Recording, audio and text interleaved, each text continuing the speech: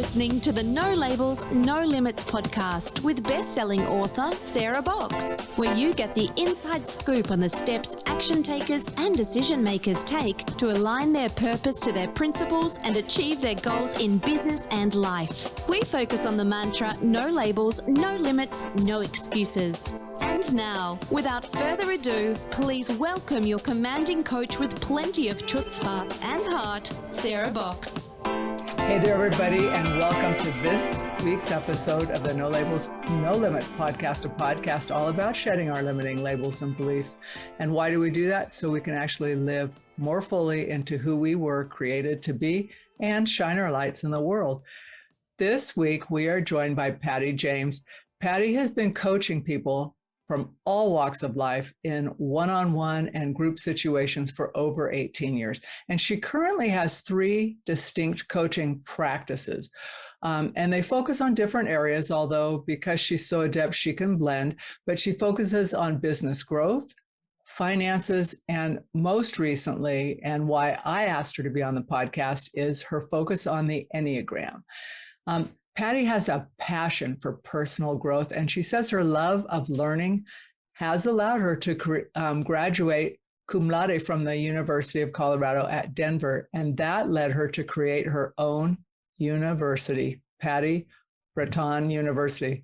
Well, I'm going to ask her to talk about that and also to correct my pronunciation. But on a personal note, Patti just celebrated 6 years of marriage with her husband, Neil, and they have a 3-year-old daughter, Scarlett. And they currently live in Denver, so it's still chilly there this time of year as we're recording this. And when time allows, you're going to find Patti either running, wine tasting, or doing escape rooms. And she says sometimes she does all 3 in the same day. I'd be curious the sequence of all of that. Anyway, in our conversation today, I'm going to ask Patti to talk a little more about PBU, her university, her experiences with the Enneagram, especially as a type 3 with a wing 2, married to a type 5, and why becoming clear on what we each need is so important. So with that, let's welcome our guest today, Patti James. How are you, Patti? I'm doing great. Thank you. Thank you so much, Sarah, for allowing me to be part of this podcast. As I said earlier, I love what your podcast represents and the message that you're getting out there. So I am absolutely thrilled and honored that I get to be part of it. So well, I'm glad. And I have to do a little self-disclosure here because, you know, one of the things that troubles me, I would say bugs me, but it just troubles me more than anything, I think, is for people who are trying to do new things in life and kind of stretch themselves. If we look to like social media and whatever is out there, quote unquote, on the web, it can look so like, oh, they got there, it was so easy, or they've got skills I don't have. So this is actually my second take with Patti. So last week, I scheduled Patti to be here on Friday, which is typically when I record. But however, and we had a really great interview. And then at the end of it, when I'm closing down, my normal thing is I have check marks and all of a sudden I'm not getting the thing that I actually hit record. So first I was mortified. And then I thought, oh, well, that was such a great interview. I've got to own it with Patti. I can't just tell her I didn't like it and not use it. So we are back today. Patti's very gracious. And the great thing is the weekend has passed and neither one of us actually remembers what we've talked about in great detail. So it's going to feel fresh again. Yes. So Patti, yeah. I appreciate you saying that because, you know, I think people oftentimes, especially on social media, think everything is, like you said, is perfect. And it's not. We all make mistakes and it's that's okay. That's part of learning and that's part of life. So that's a good thing. Well, and for me, it helps me to just laugh at myself a little because I tend to be a little serious about stuff. And so I'm thinking, that was kind of a bonehead mistake. And when I told my husband I did, he goes, you never do that. And I go, evidently I do now. So anyway, the first time we talked, I asked you this, and feel free to change your answer, but is there something you do every day that really keeps you focused and grounded in your true purpose and calling, Patti? Yeah, and I really think that it is twofold. One is every single morning as I'm taking my daughter to daycare, we pray. And in that prayer, I say out loud 3 things that I'm grateful for. And I try to have a back and forth with my 3-year-old. So I'll say, this is what I'm grateful for. What are you grateful for, Scarlett? And it's amazing because it's so great to be able to see through her innocent eyes of things that she's grateful for. And it's hilarious, some of the things she comes up with. But being grounded in gratitude at the beginning of the day, I think is so important for me, at least, to start my day with looking at the things that not necessarily I wish that I had or that I, aspire to be, but just things that I currently have that I am absolutely grateful for. But the second part to this is the intentions that I want to have for the day.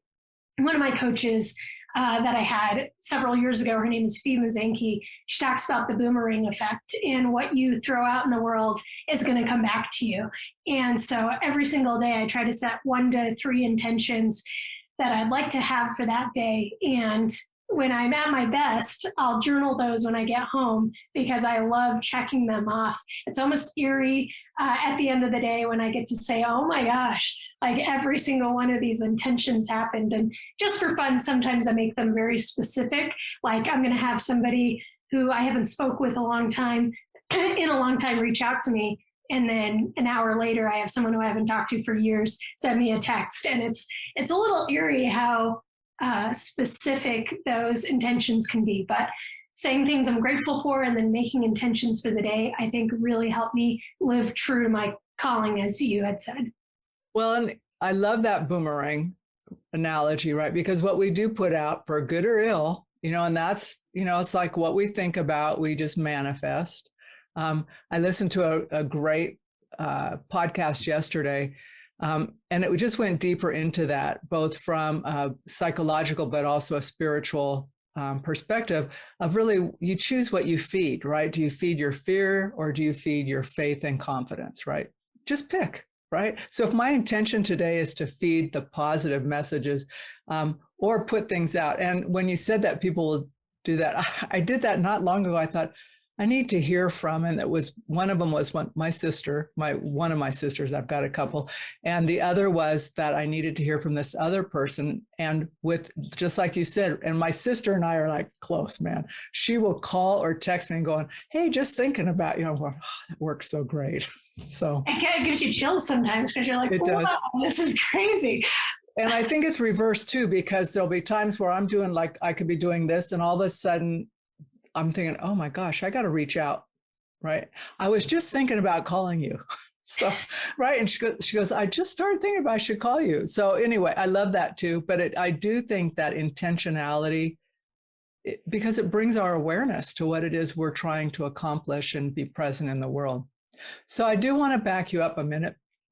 Talk a little bit about PBU. What inspired you to create your own university? You just finished school, you came out with top honors and grades, and now you have a university? What's up?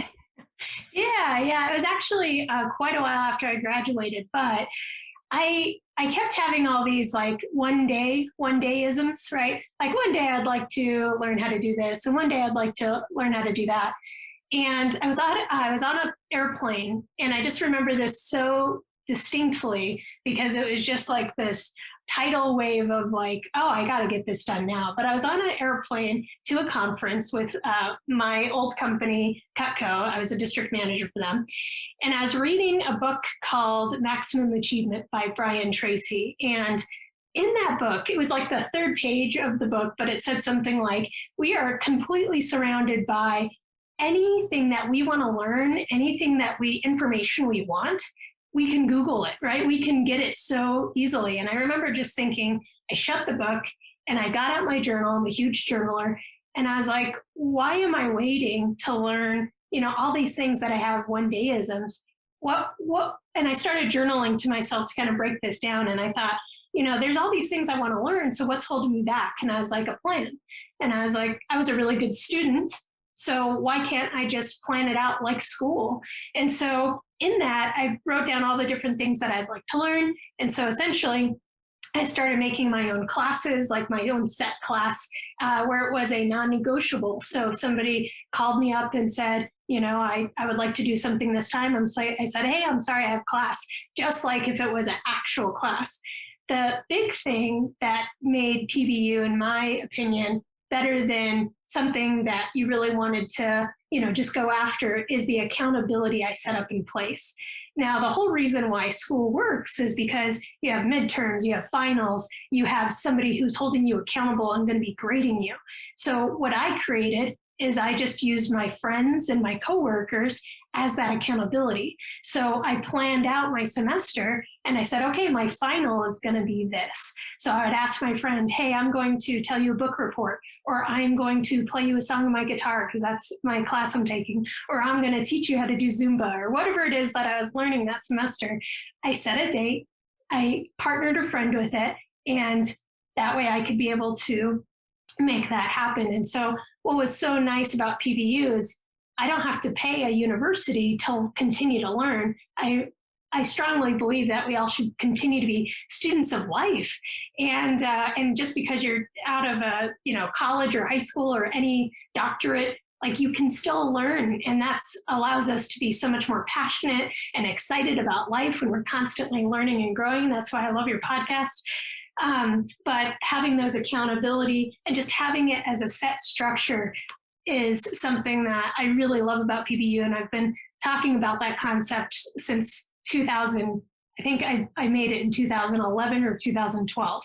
So I have t-shirts and everything that my sister and brother-in-law made me that say PBU, so people ask me at the airport, like, PBU, where's that? I'm like, well, it's not technically not any place, but anyway, so that's what Patti Breton University is all about, is just being a student of life and making sure that there is a set place, a set time, because if we don't put it in our schedule, it's not going to happen, and a set deadline of when we're going to make that happen. And being able to say, I have class, right? That's no one ever, when you're going to school and you say, I have a class, they don't say, oh, why don't you just cut and have coffee with me? It's like, you wouldn't think of it.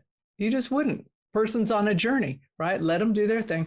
But so that just makes it so clear. And I think it's so self-affirming to say, I've set this up, I have class, and I'm going to do this. So yeah. I just love that concept. I really do. Well, let's pivot over to the Enneagram. Now, you've done other learning types over the years, and I know through we talked a little bit about your Cutco experience, and that's a very structured organization where they want their folks to be knowledgeable and skillful and trained and all of that. So talk a little bit about when you learned about the Enneagram, how that helped you, where that was in your journey, and then kind of how it evolved into what you're doing now. Yeah, thank you. I think one of the things that Cutco really did was instilled in me personal growth and the importance of the more you personally grow, the better your business is going to do.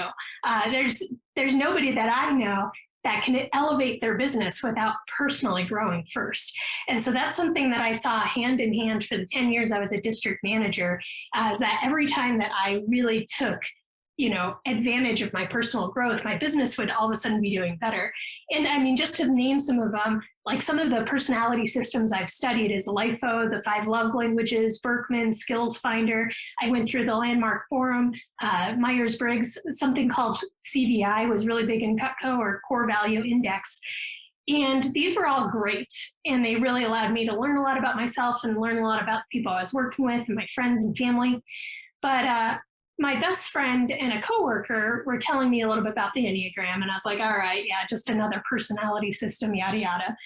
And my husband had deployed in 2020. I was at home. I had a 1-year-old. I'm working my 2 businesses, and the world shut down. So I'm trying to manage a 1-year-old while working 2 businesses at home. And I said, now sounds like a great time to really start studying something else, the total 3 in me. And I said, I've heard a little bit about this Enneagram thing. Let me read a book. And so I read the book, The Paths Between Us, which I think is a great book. Usually The Road Back to You is typically number 1, and then The Paths Between Us. I did it the opposite way. But really what sparked my interest was reading my husband's chapter, learning about the 5. I had him take it, and I can't remember if he did get the 5 right off the bat, But as soon as I read that chapter about him, there were so many light bulbs that just went off that I said, oh my gosh, this is Neil.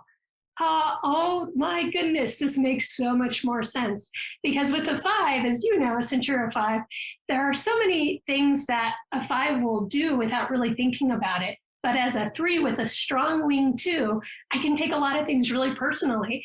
And so there was at times in our marriage where he would do something, but now, like looking at it through the Enneagram lens, he just needed space, he needed to recharge. But for me, I took it as like, oh man, is he mad at me? Or, what did I say? Like, what did I do? And I would take all these things or create all these ideas in my mind. So researching the 5 a ton really got me into the Enneagram. And then, I was like, okay, what about the 3? And so I started researching that. And then I started researching all the different numbers and started partnering up different people. And early on, I just kind of would observe people through this new lens of the Enneagram. So I know one of the people I work with, who's technically my boss, he's an 8. And so just watching his interactions, knowing from my perspective that he's an 8. But then there's other individuals who I knew, oh, they're a 3 or they're a 1. And it's just so interesting the differences you see and what you pick up on knowing somebody's Enneagram number. Specifically now that I'm coaching, I coach a lot of people. I coach 80 to 100 people. So being able to view through the lens of, ooh, this person is a 7 and they're not in a great spot. And I could tell that because they're doing X, Y, and Z. So it's been a really exciting journey. A lot of it being passive at first and just like getting as much knowledge as I could about the Enneagram. But now I'm teaching people, I'm doing workshops, I'm talking to anybody that will listen to me about the Enneagram and telling them about their Enneagram. So it's been really, really great. It's a really great journey. Okay, so you threw out a couple of numbers, and for folks who may not yet know their number, I've got a couple questions for you. Describe a little bit more about your own type, like, and not just like the basics, because there's that tendency like, oh, I know her type, right? We make assumptions, right? So what are a couple of the things unique about you as a 3, and maybe how you would show up when you're not doing your best, right? Like you're not at your optimum self. So someone might be observing you, and on one day or one situation within the same day, you're exhibiting certain things, and they're going, Patti seems a bit off. So give us the high-level overview, some of your motivations, and some of the challenges when you start going down in level. Yeah, I love talking about this. And I will say, if you don't know your type and you're listening to this, take a couple of tests. I found for me, and at least for a few others that I spoke to, that when you start feeling uncomfortable, when you hear some of the things that you're doing when you're not at your best, or when you kind of feel a little embarrassed, that's probably a really good sign that's your number, right? So when I first took the test, I got labeled as an 8, which is the challenger. And in my opinion, I love 8s and I totally want to be an 8. But as I was researching the 8, I was like, yeah, this isn't me. When I read the 3, which I'll get into here in a moment, there was some things that I was like, okay, yeah, I can go with that. But then when they were talking about some of the things they do that isn't when they're not at their best, I was like, no, oh no. And I didn't want to read it. I almost wanted to shut my eyes and deny. But then sitting with it for a little while, I was like, yeah, this is me, but this is good for me to know and be aware of. So the 3, they're the achiever. And as an achiever, getting things done or being successful or being accomplished in any way is probably one of the most important things to a 3. So because of this, I am constantly adding new things that I could achieve or get done to my plate. So last year, for example, being certified as an Enneagram coach, running 500 miles was a big goal for me. I had a couple other big goals. So I could just be able to say, yes, I did this. The bad part about that is that no matter how that goal is serving me, I have to get it done. Like, I know other types can set a goal, and if they're not really feeling it anymore, they can just kind of set it aside. But if I set a goal, I'm going to kill myself to try to get this done as well as I can. There's no way I'm going to give up on a goal. So I remember reading, I had a goal of reading a certain amount of books. And one of the books I started, I absolutely despised. I was like 3 chapters in, and I did not like the book at all, but I had to finish it because I had to get done with this goal, and I couldn't leave a book undone. So as far as a 3 goes, I mean, they are, one of the positive qualities about a 3 is they can get so many different things done. If you want to get something done, give it to a 3. If you want, if you want to be able to have new ideas or just something to get done, give it to a 3. But when a 3 is in a bad space, when all of a sudden the super motivated person doesn't really seem motivated or excited about anything. And they're just kind of like, yeah, I can get that done, or meh, I don't really care about that anymore. That they're probably, what I like to say, is unaligned. So we're all in alignment. That's when we're at our best. We're on autopilot. That's when we're just kind of reacting. And then when we're unaligned, that's when we're stressed or out of growth. And typically with a 3, you can tell that when they just don't really have goals and they don't really want to go after anything. Now, when a 3 is really just an autopilot, one of the dangerous parts is that they could be the workaholic of the Enneagram. And so my husband pointed this out to me early in our marriage. He's like, why are you working? Like, you don't have to be working this much. He's like, why are you working so much? And I was like, I just want to get X, Y, and Z done. I need to get it accomplished. And for him, he's a 5, which is the investigative thinker. He wants to limit his resources of what he puts out. So sometimes he still can't understand how much energy I put into something because I want to get it done and I want to be the best at it. He just can't understand, like, well, that's not going to give you X, Y, or Z. And I'm like, yes, but I could say I did it and I'm the best at it. And that is something that we're still we vibe most of the time on most things, but that is one thing that we are still off a little bit on. We are not quite on the same wavelength. But now that he understands my Enneagram a little bit more, he can understand or be a little bit more gracious with giving me space to do that. Well, and in defense of 5s, no, I'm not going to defend a 5 because I have my own cringeworthy awareness as a 5. But with that, it's so great to be someone that you can hand things to and know there's such self-satisfaction that people can trust you as a 3, that you're energetic. You can actually engage people in ideas that they may have been a little less willing to dive in on, but because of your enthusiasm, because that people can rely on you, you can get people to do things that they might have said, well, maybe later, right? And they're going, yeah, I'm all in. If Patti's leading it, I'm with her, right? You get followers as a 3. I would 100% agree with that. Yeah. Now, one of the other, I guess, bad traits of a 3 is we have so much that we're adding to our plate and we want to just get it done, that oftentimes I know personally, I'll get things done and they weren't quite the quality that I would have wanted in that, just because I'm just trying, I have this to get done and I have 10 other things that I want to get accomplished and checked off today. So let me just get this done as quick as I can. And so sometimes that can show through in some of the work that I do. But on the other end of the spectrum, I'm able to highlight all the things that I got accomplished that day. So a 1, which is the perfectionist, would absolutely, if I have a few 1s in my life, so they know, they're like, oh, this wasn't done. This needs to be redone. And I appreciate that because it's nice to go back and fix it to the perfectionist standard if I need to. But there's other things that I don't really care if it's not done at the absolute peak best way it needs to be done. Like, I don't need to have my color coordinated closets. I don't need to have, the sticker ripped off perfectly off of like, something I purchased. There's just some things I could care less about that the perfectionist I know would be like, oh my gosh, this is giving me a twitch in my eye. But I guess we pick and choose things that are important to us, right? Especially we do. As you're saying that, I'm thinking with your long list, I can just imagine asking you, and this is what's great about you setting intention, right? Because that is a very seemingly passive way of getting you to focus on what's important, right?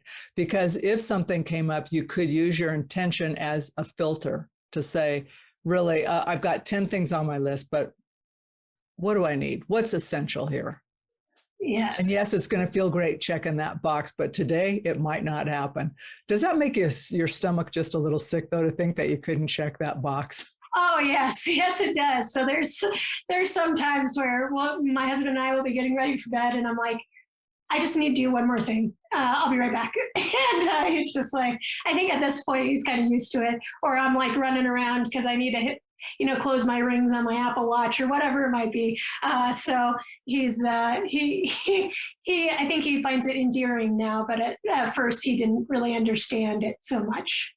Yeah, I can see I'm feeling for a different type, and some types really are like oil and vinegar. I mean, unless if they know and understand each other, not necessarily so, and that's why it's so important at work to understand and recognize. And I love that you use the word lenses, right? Because it really is.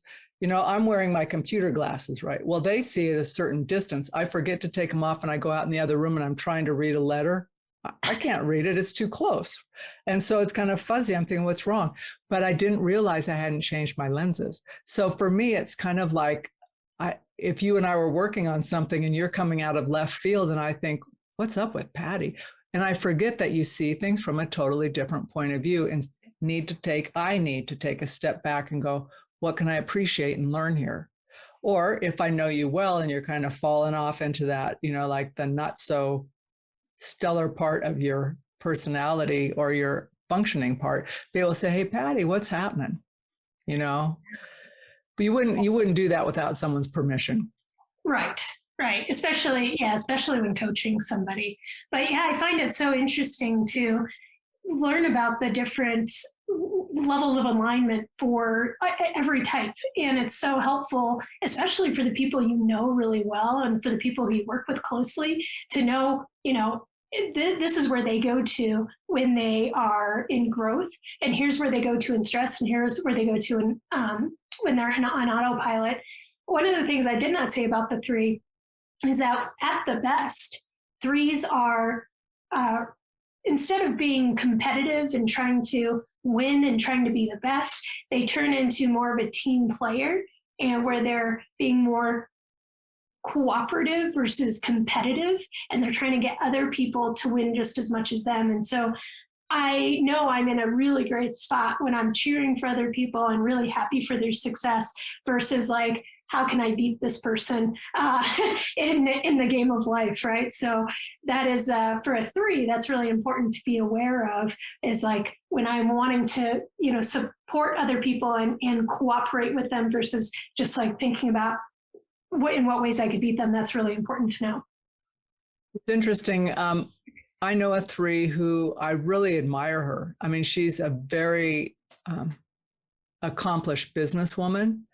And, we were having a conversation, but one of her non-negotiables as she goes forward in life is really that I want to be able to collaborate with people, right? So really on the high side of a three, right? And she says, if I can't do that, then it's probably not where I need to be.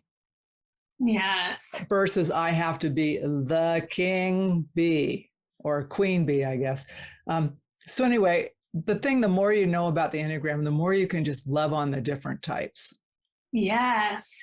And one of the things I didn't mention, Sarah, that I love about the Enneagram compared to these other types that compared to these other personality systems that I've studied, is the Enneagram is so complex, right? So like with Myers-Briggs, that's a great personality test. There's nothing wrong with it. But with the Enneagram, there are layers. So there's where you're at when you're in stress, in autopilot, in growth, but then there's also your wing, and then there's your tri-type, and then there's your subtypes, and then it just keeps going on and on and on. And what's so great is that people just at the tip of the iceberg, when they learn about their number, they're like, oh, this describes me so well. And I'm like, just wait till we dive in, because you'll be able to learn so much more about yourself, your husband, other individuals, if you want to dive in. But if you want to just know the surface level, that's okay too. But man, I have been blown away at all the different layers of the Enneagram. And it does, like you're saying, you do keep unpeeling the more you know, the more, and it really does begin with self, right? You don't just to get to analyze other people. It matters that we do our own work on the Enneagram. You do say that gaining clarity about ourselves is super important. Will you give an example of where you've seen that happen with one of your clients, where they had one of those aha moments, and then what changed for him or her? Yes, 100%. So I have two examples, and one individual I coach, he's a 7, which is known as the enthusiast. Just as an overall view, they're like the most fun on the Enneagram.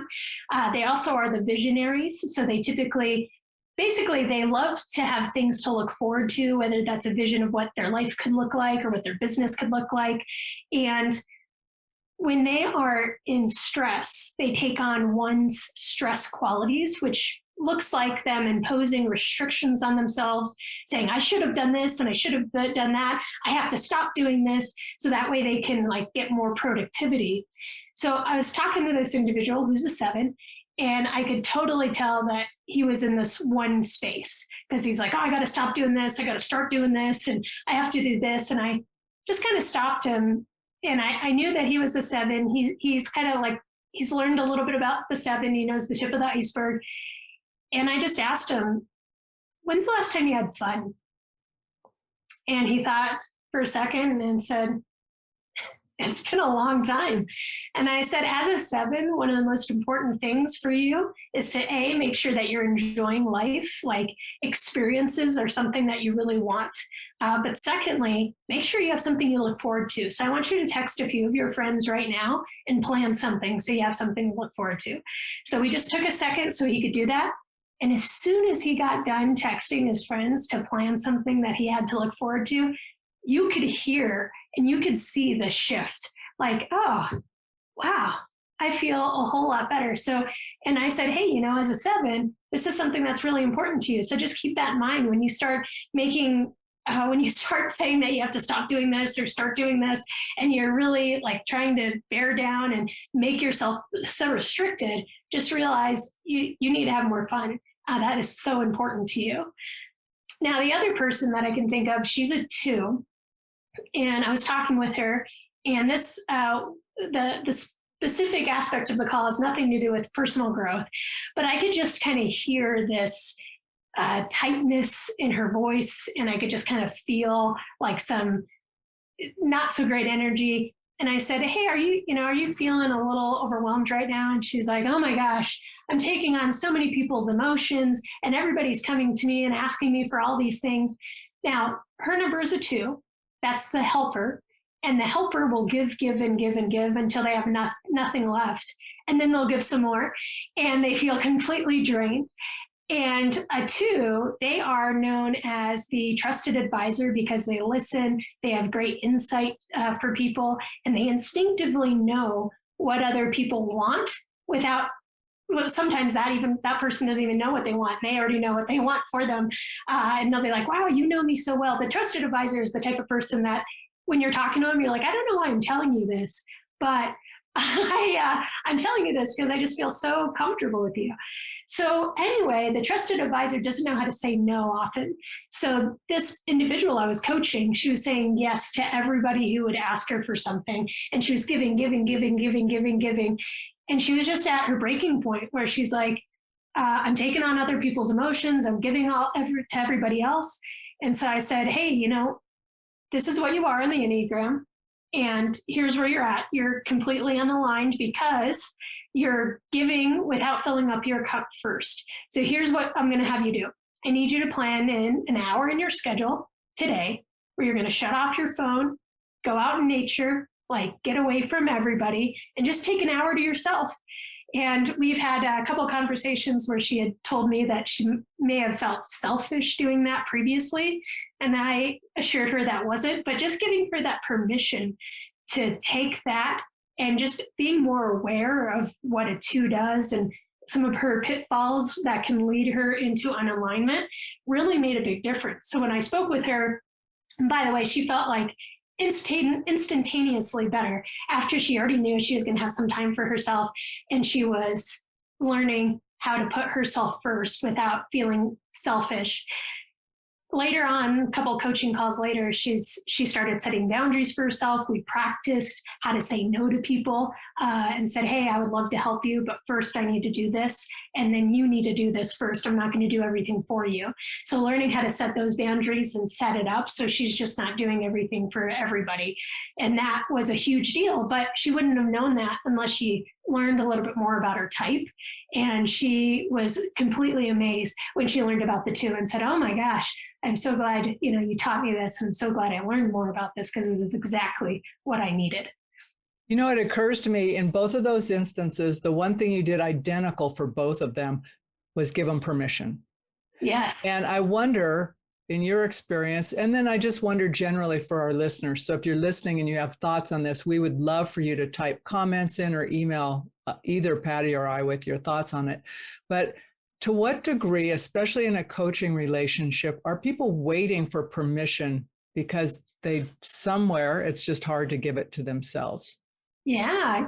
I feel like that would be more likely in the heart triad, even though I did use a 7, in the heart triad, which includes 2, 3s, and 4s, because they have the problem with their identity. I feel like they need a lot of permission from what I've seen. Like 3s need permission to take time off. 2s need permission to, say no. And like 4s probably need permission to say it's okay to, have all their deep emotions that they do have.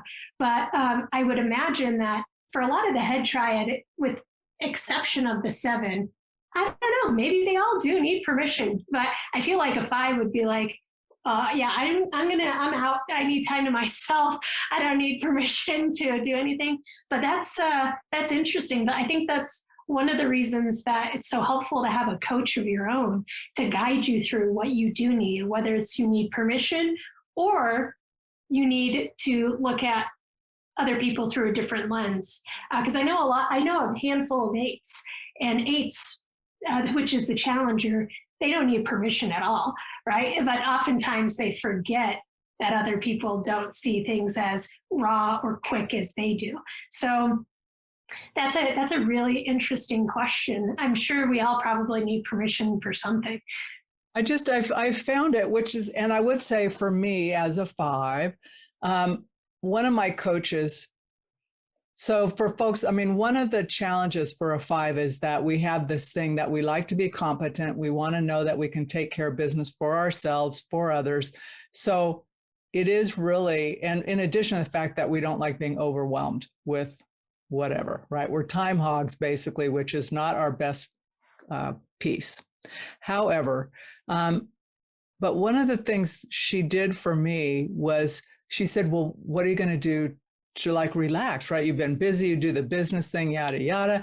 And I said, well, we're planning to take a week. She goes, well, what week are you taking off? And when I first had this conversation, it was the end of 2019. And she goes, so what week are you taking off? And I said, well, we don't know. At that point, I had a relative in the hospital we were caring for. And she goes, what week would you like to take off? And I went, she was relentless, but super nice, right? So I'm not feeling the need to push back. She's just like, I hear you, but when would you have liked to have gone? She goes, good, write that on your calendar and block it out now. And she goes, now go, how many weeks total would you like off? I said, well, I'd like to do 1 more of those, right? She goes, block it off now. Next time I talk to you, I want to know the dates. And honest to goodness, doing that, I ended up taking a little more that year, but the next year, and we had to cancel. We had things come up that were out of our control. Hello, COVID. But also family things that came up we needed to attend to. But because I had done that, I could let them go. I didn't have to figure out how to squeeze them in, which really for me was saying it's okay to have your own needs and wants, right? And to book them. And so this year, I work with her on another focus area this year. We keep switching the focus areas. She says, so how'd you do last year on your vacation? I said, oh, I took it all. And plus I added some. And she goes, what's the plan for this year? I said, oh, I've added more. And because I can work location independent, so I could do this podcast from anywhere as long as I have a Wi-Fi, right? So I think that piece, to your point of the head triad, I do think we all, I'm not, maybe permission's the wrong word, but it's kind of like the okay, you're not asking too much. Or for someone in the feeling triad, you're not being selfish if you're not always present. Or for someone in the more action gut triad, being able to say, you don't have to handle it for everybody else. It's okay for them to figure it out. You can take a break, even if it's for an hour, and let them try and muddle through, right? And then they might have a genius idea and you could go, oh, that was so great.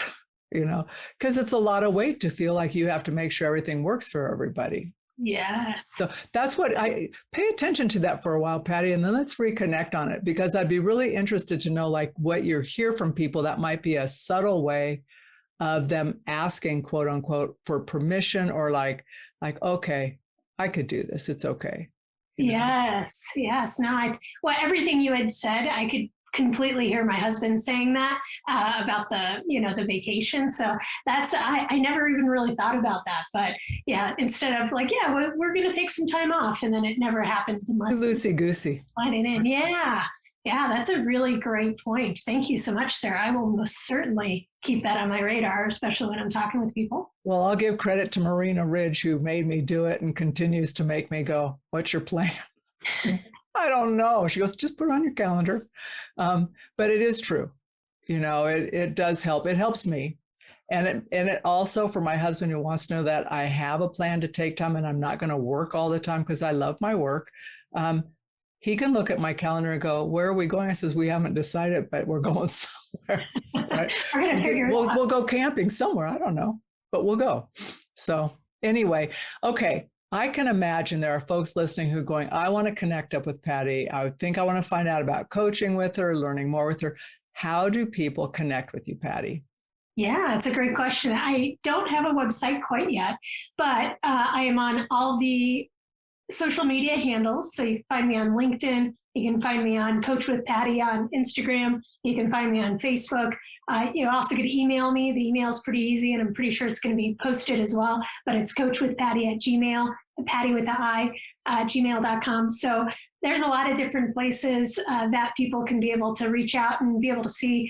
I do post, I would say at least twice a month on my Instagram and Facebook and LinkedIn about Enneagram things, whether it's a portion of a workshop I did, or I created a one-page PDF of basically all the 9 types and their core motivation, their core fear, their core weakness, and core logging as like just an overview for you to look at. So it's color coordinated for those of you who are ones, and the perfectionists, you'll really appreciate that.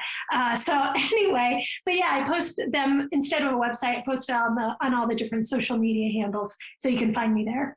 We will have it there. So, and so folks listening, just go to the show notes. There'll be links there for you. Patti, as we wrap this up, is there one word of encouragement or advice that you would like to offer our listeners? Yeah. So going back to the whole reason for this podcast, Sarah's interviewing different Enneagram types. And what's so interesting is that as you dive into your Enneagram, I would just say write down the 5 people closest to you. And if you've not learned a whole lot about the Enneagram, find out what their Enneagram number is and find out what yours is, obviously, and just read a little bit about those. And you'll be blown away at how much you could really learn about them. And if we can just know a little bit more about each other, man, what a much better world this could be, right? I will tell you, my husband and I, before I researched the Enneagram, we would be on the same wavelength mostly on most things. But once I really understood his Enneagram type, I would say it changed our marriage. It transformed our marriage, and it can be a transformational tool for you as well. So it's not really a piece of advice, as more of a call to action to look into the Enneagram. And if you want to know more, message me, message Sarah. We would love to explore more about the Enneagram and be able to coach you through it. So as a true 3, that was a great checkbox with the call to action, Patti. Yay. My hat's off to you. Hey, and listeners, I'm serious. Check out the show notes. Reach out to Patti. As you can tell from the interview, from her voice, she does love the Enneagram.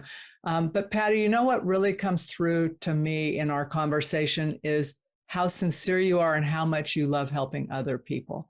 And that to me is just such a gift. And I feel grateful I get to start my Monday morning off with a redo of my failed recording podcast, but I think it was even better today. So yeah, I would agree.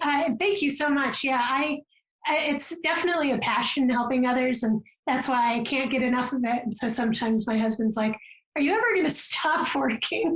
And I just keep scheduling more calls just because I love seeing people's transformation. So thank you so much again for just chatting with me. I really enjoyed your energy and your time, and I absolutely love this podcast. So thank you so much.